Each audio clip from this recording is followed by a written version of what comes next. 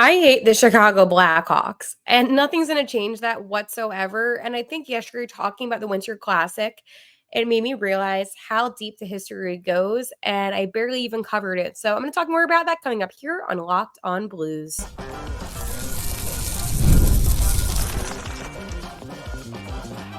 You're Locked On Blues, your daily podcast on the St. Louis Blues. Part of the Locked On Podcast Network, your team every day. Hello and welcome back to Locked On Blues. I am your host of Locked On Blues, Haley Taylor Simon, talking to you all things about our St. Louis Blues. Here, a part of the Locked On Podcast Network, your team every day. On today's episode, I'm just going to talk about my hate for Chicago and the Blackhawks. I'm going to talk about the draft picks that we have, and if I could bring him back, I would. But guess what? I can't, and I don't think it's going to happen. But there is one player in my mind that I would just love to have back on this roster for this upcoming season. Before I go any further, I just want to let you know that today's episode is brought to you by Gametime. Download the Gametime app, create an account, and use code LOCKEDONNHL for $20 off your first purchase. Terms apply. I hope everybody is having a good Thursday. It is almost June, and I cannot believe how fast this month has gone by. But it's cool because then it's almost time for the draft, so I guess that's a positive. So before I go into anything further, how about the fact that the Cardinals have been playing pretty good? Listen, I'm a big baseball person, as you know, my act's in person, but we're actually at 500 right now. So let's go Cards. JD does a great job on the Locked On Cardinals. We're going to do a little crossover some point soon. But yeah, I mean, that's giving me some hope right now. Second in the National League Central, baby. So good things are happening with the Cards right now. But I also want to talk about something, and it kind of relates to the Cardinals with our hate for the Cubs, which naturally means as Blues fans, we hate the Blackhawks. And I feel like this goes back as far as time can tell. I mean, we played the Blackhawks, I want to say off the top of my head, 299 times, even though that feels low. But that's what the statistics, but that feels low, right? But I mean, we're so close to Chicago, unfortunately, like 300 miles, I guess, which is close. But I hate the Blackhawks, and I've always hated the Blackhawks. I've always hated Kane. I don't think there was ever a point in my life where I was like, oh, yeah, this is a team I can stand, them and the Red Wings. And I think it goes back to our history with them, like how many times we got knocked out of the playoffs due to the Blackhawks and the Red Wings. But whenever somebody says to me, they're like, how do you feel about the Blackhawks? I naturally get annoyed and I'm like, I hate them. I hate their fans. I hate everything about them. And that's why it got me really annoyed when people were saying things like, oh, well, this won't be a good winter classic. It will be. We hate each other. Like, I am pretty sure that if you ask a Blackhawks fan how they feel about a Blues fan, they're going to say the same thing. Oh, we hate them because we genuinely hate each other. It is one of those rivals that I don't think is ever going to go away. It's like I hate the Cubs because here's the thing. We just hate Chicago. And that's what it is. I mean, they didn't really have a football team to hate on us anymore. Rest in peace, Rams. But which is crazy to think about the fact that we don't have a football team anymore. But we got the Battlehawks, baby. But seriously, it just goes back as far as time. And, people always say this. They're always like, how come you guys hate each other when it comes to the actual game of hockey? And in our long history, we had 299 games. Again, that feels low, but we have won 142 games while the Blackhawks have won 137. So suck on that. Yeah. So another thing too is, and this is where it gets interesting, right? Statistically, besides their cup wins, we have pretty close statistics. I mean, when you think about the Blues, when we first came into the franchise, right, we made it to the finals like 4 years within like the first, was it within the first 4 years? No, but we were in the finals like 4 times, like kind of fast. We did lose to the Bruins. That's why when I said when we beat the Bruins in the Stanley Cup Finals in 2019, why it meant so much more because we did lose to them evidently once in the finals before, but we just couldn't get a Stanley Cup win. Like, that's what it was. And it took us such a long time, almost 5 decades, to eventually get our first cup. But the thing is, we had, so many opportunities. I mean, the Sharks knocked us out too a good amount. The Leafs did one time, the Canadians, the Kings, the Kings, the Kings, the Kings. But really, what it came down to was the Red Wings and then the Blackhawks, if you look back at the history of us. So I think there is a spoiled kind of history. I mean, whenever you have a team close in proximity with another team, you're going to naturally hate them. And I feel like with us, the reason why we hate Chicago is because of how close we are, because they are dirty players. Just do yourself a little lesson on Chicago. They've always been dirty. It's not like a new thing at all. Like, they've always been drawing the most ridiculous plays and injuring players. I just, again, screw them. I think I can say that on this podcast. But when you just go think back to the rooted history of the Blues and the Blackhawks, there is just so much like between us both. And I think at the end of the day, they're an original 6, we're 67. So I guess like at the end of the day, it's kind of like one of those things where it's like, I guess they feel like they're the real hockey team out of the two of us, even though, like, I'm sorry, but get over it at this point. And yeah, I think being in the same division also doesn't help as well, because then we just play each other more. And we've been in the same division too since 1970. So it was literally just like the first year, not first year, first couple years. I know 67, we weren't in the same division, but then we became in the same division. And then if you think back to it, and this is where the pain comes in 73 in the quarterfinals, Blackhawks won 4-1. And then in the 1980 if I can say it, preliminary round, the Blackhawks won 3-0. And then in 82, the divisional round, the Blackhawks won 4-2. And then in the division semifinals, the Blackhawks won. Basically, they have won. Except in 88, we actually won 4-1. And then if you want to go a little bit further into history, we began getting better as it got like later into our history. In 93 in the division semifinals, we ended up winning 4-0. And then the conference quarterfinals, the Blues, we won 4-1. The Blackhawks in 2014, they did win the first round 4-2. And then in 2016, obviously, we beat them in 4-3. So why am I saying all this? Because in the postseason, I said they knocked us out so many times. I was not exaggerating. Like, the Blackhawks owned us in the postseason, and it was infuriating. And then, as I said later on, that's when we began doing better. So there is just so much hatred that I have towards the Blackhawks, okay? And I think this also began too. I mean, listen, I could go on and on and on about the fact that, at the end of the day, it's also funny? The Sutter brothers, all 6 of them ended up playing for either the Blues or the Blackhawks, which is kind of funny, but I just think that's funny. But just at the end of the day, when you think about the history and the rival between the two teams, even that's why in the regular season, when we play them, that's why there's so much intensity. And I feel like people, there you go, this is so random. They're both bad teams. Well, no, they bring out great hockey within each other. And as much as I hate the Blackhawks, because I do, and that's not going to go away, I can say this, it brings out good hockey between both of the teams.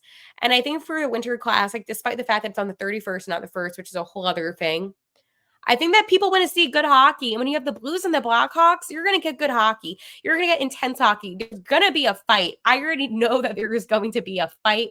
It's going to be one of those games where you're going to feel like it's the playoffs between these two teams, despite the fact that these two teams may not make it to playoffs, even though I do want the Blues to make it to the playoffs. Why am I ranting? Because I hate the Blackhawks. I really do. I hate them. I was born in 1999. And growing up, I always got told, oh, yeah, this is the team that always knock us out. I hated that.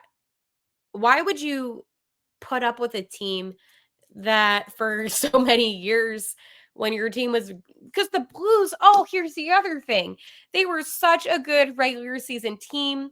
They won the President's Trophy. They were killing it in the regular season. And as soon as they got to the postseason, I swear I have to do a whole video on this because it's crazy when you look at it statistically. We would get knocked out like immediately. If it wasn't the first round, it was the second round. It was embarrassing. That's why, here's the thing. When we won the cup and we lost in that game 6, and then we went back to not Chicago, went back to Boston for the game 7, I was nervous because I'm like, oh my God, is this history again? Because the amount of times the Blues have lost in game 7s, the amount of times that we just fell, it's infuriating when you think about the history of it. So that got me heated. I really hate Chicago. That was basically the whole rant on this one. And if you hate Chicago, make sure to give this video a thumbs up because clearly I am passionate about that. And that's never going to go away, like, at all. Okay, let's talk about something that I am also passionate about, which is Gametime. Gametime makes getting NBA Finals tickets even faster and easier. Prices on Gametime app actually go down the closer it gets to tip-off. With killer last-minute deals, all-in prices, and views from your seat and their lowest price guarantee, Gametime takes the guesswork out of buying NBA tickets or MLB tickets. If you want to see the cards, go cards. Pick out any specific game or matchup that you would love to attend, and honestly, just wait for it to get as close as possible to the event, and then it will go down, okay?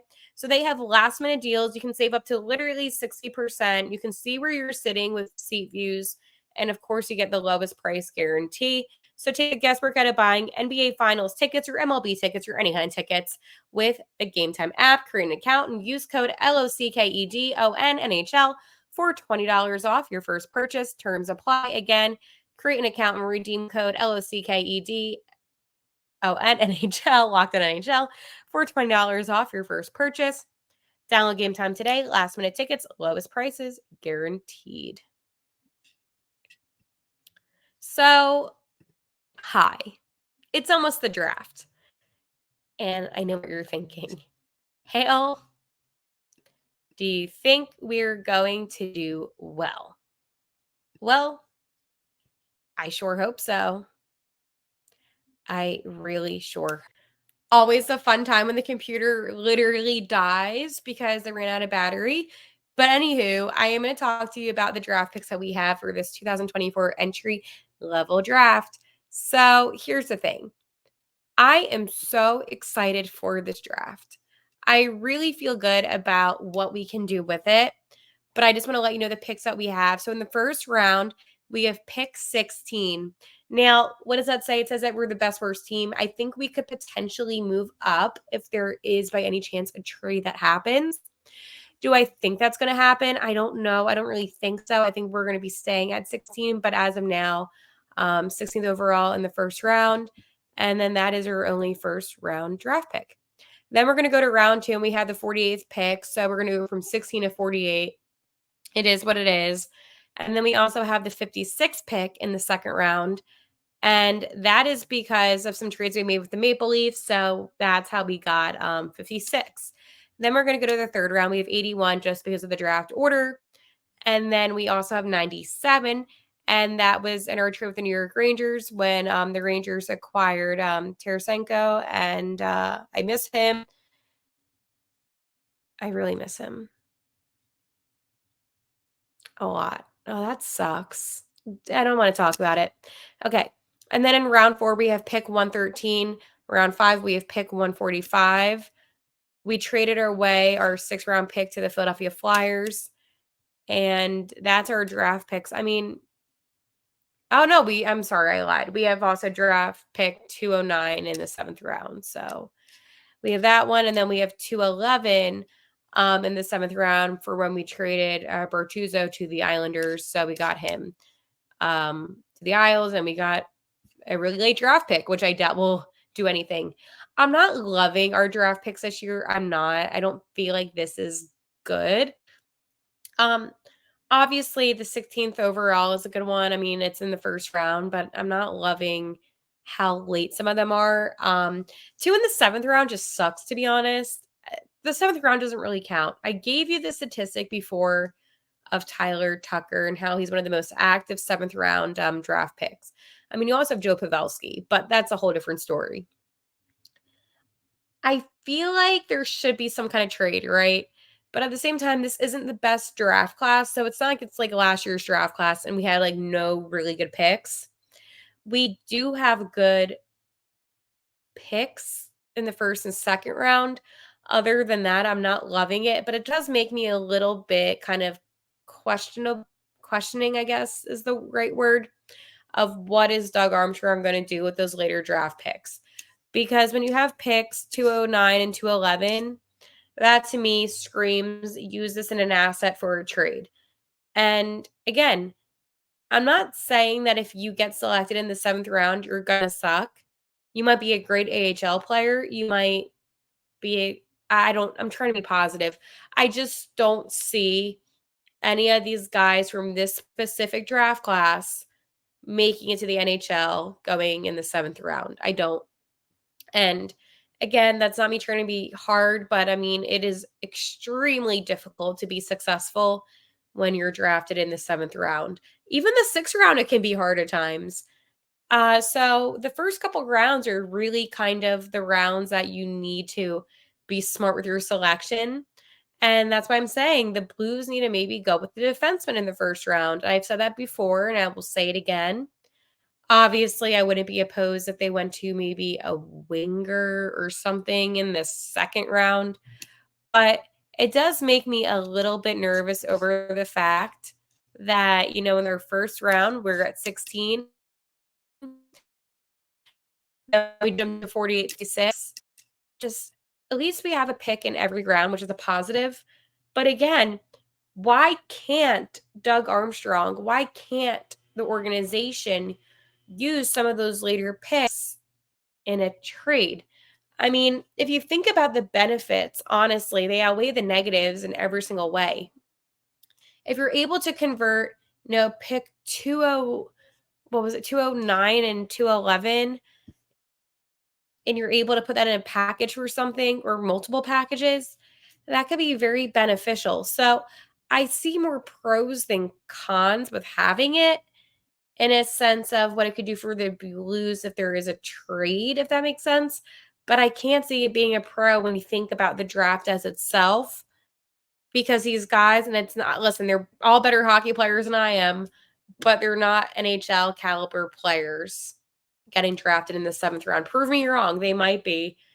But again, the Blues have less than a month to make these decisions. And I know sometimes on the draft floor, things can happen. I mean, with the NHL, I mean, not the NFL, you see it all the time, right? And in the NHL, you can see it too. I just think that, within these next couple of weeks, I would like to see the Blues be a little bit more aggressive and to see them put together a package of some sorts. While we did give away, I lied. We don't have a 6th round draft pick. We gave that away to the Flyers. But again, we go from 145 to 209, which is a lot of guys in between. So I think it wouldn't be a bad idea for the Blues to try to move up in some sorts in some kind of way. If the Blues, let's go say we're able to get another first round selection, I would be happy with that. Get as many first round draft picks as you can. Second round, fine, they have 2. But make it so you can be competitive. I feel like there's too much of a pause in between their selections. And yes, I know there's 32 teams in the NHL, and yes, I know that there's also a draft order, but you can also try to change it up by inserting yourself in a higher position within the draft. I don't see how this is a negative thing at all, what I'm proposing. I'm just saying that it could be beneficial, mutually beneficial, because it could also help out another team.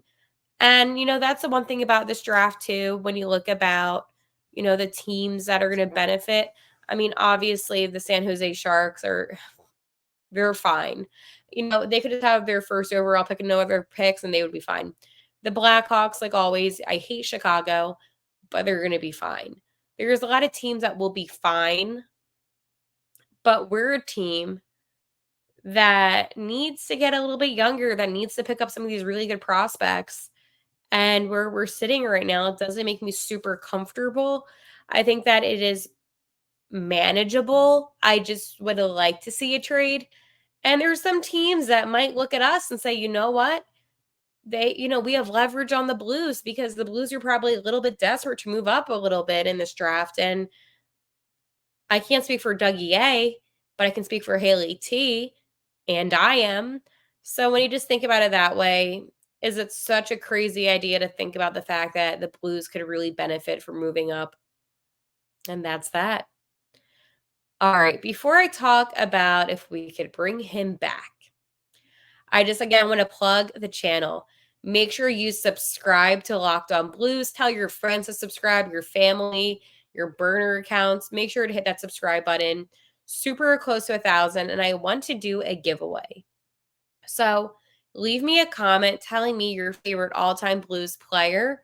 It can be any guy that wore the blue note for 18 games more. Doesn't matter. Just let me know because that will help a lot with the giveaway and what I plan on doing with the giveaway. So again, the Twitter is at Locked On Blues. The YouTube channel obviously is what you're watching here. If you can physically see me at Locked On Blues. If you're listening on a podcasting platform, just go to YouTube. It takes literally less than a minute and hit that subscribe button because I am flying myself out to the draft to get exclusive content for just the Blues. So I am going to bring that to you all in video form, podcasting, obviously, any type of way that I can get it out there in social media for you. So it just would help me out so much. Okay. This is a player, and I said this in my episode yesterday. So if you could bring back any former Blues player to the team, who would you bring back? Naturally, I wanted Vince Dunn or Tage Thompson because they're younger guys that I really, really like. And it sucks because I wish that age wasn't a thing, and I hate that the player that has all of our hearts, is a player that is a little bit older. It sucks, and it sucks. Okay, being 34 years old for him may not seem like he's old, and I'm not calling him old, but it is a little bit older in the NHL. Okay, if I could bring back this one guy, I would.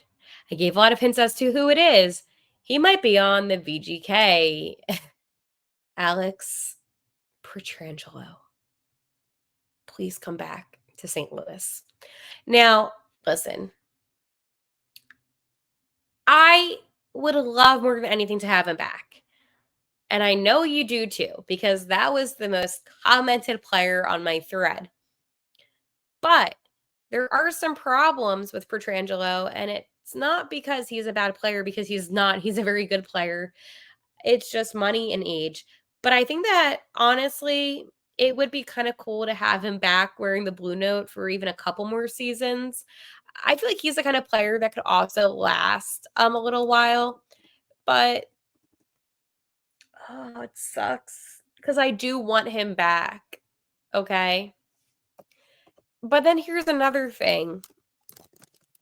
Has a captain of a team that left ever came back to that team?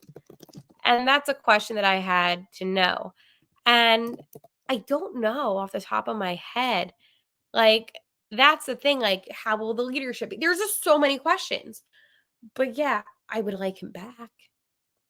Obviously. It sucks. I did myself some disservice today. So yesterday was the anniversary of Game 2 where we beat the Bruins in Boston, and we were heading back to St. Louis. So travel day. And I was like, oh, I want to relive the moment of when the Blues, hoisted the cup and stupid Gary Bettman, you know, goes on the mic after they bring out the cup and says, now, Captain Alex Pietrangelo, it is time to grab the cup. And I see him lift it up in the air, and after he takes his ceremonial photo of Bettman, boo. And I cried like a baby. I also cried when Pat Maroon said, F yeah, I'm not going to say the actual word, but that team was just so special to me. So I think anytime a player from that team gets mentioned, I'm kind of like, okay. like Schwartz, all of them. He was so good in the playoffs too. That's why I even mentioned Jake Allen yesterday, because he is just somebody that I loved. I mean, he was so great for us for so many years. I miss that team. Robert Thomas was on that team, which is funny because it was his rookie season, and so was Bennington. And the thing with Bennington, um, it was just unreal how he came about. And I think about that a lot. And I think about that team and all the magic that took place. And it gets me really excited for the future, because I think at the end of the day, we went from last to best. And I don't think anyone could have seen that coming. I mean, 49 years, crazy. How can you not get emotional when you don't think about that season? So yeah, would I want him back? Obviously. Do I think it's going to happen? Probably not. But I want him to retire wearing the blue note. But it's so weird, right? Because he also did win a cup with Vegas. And during their last year, during their cup run, they kept on getting mentioned. They always would mention the Blues. They still mention the Blues to this day. When they talk about Vladdy with the Panthers, obviously the players from that team made an impact in the NHL. And, Bozak, oh my God, all of them. Bertuzzo, that team had my heart, and it still does. And I miss Pat Maroon, and oh my God, I miss O'Reilly. Oh my goodness. And even Shen. I mean, I know Shen's with us still, but there's just such magic about that team. And I cannot wait for the We Want Blue Day, because I actually live near Jack's, which is where the Blues actually came up with the song Gloria that they ended up singing. And I think they're going to be having an event on the anniversary on the 12th. So I'm going to probably go over there and celebrate with them the 5 years. But I cannot believe it's been 5 years. It makes me emotional. Oh my God. Okay. I'm not going to cry on this podcast, but whenever anybody's like, oh, Haley, how much of a fan are you? I literally spent 2 hours today watching maybe a 15-minute video, having to pause it every 5 seconds because of how choked up I got. And even when they said, Craig Berube, they're like, interim no more. And I was like, oh my God, because I hate Mike Yeo. So he actually is now gone with the Canucks. So Mike Yeo gotta go again. But even their staff, like the defensive coach and all of their coaches and trainers, I just remember the Blues, all tapping their sticks. It's like that team was special. Not a lot of teams like that. And we made Brad Marchand cry, so good for us. All right, I will talk to you tomorrow and on a Are We Feeling Blue Friday, if I can even talk. All right, I will talk to you tomorrow. And like always, how I end every single episode, besides saying subscribe to the channel, let's go Blues.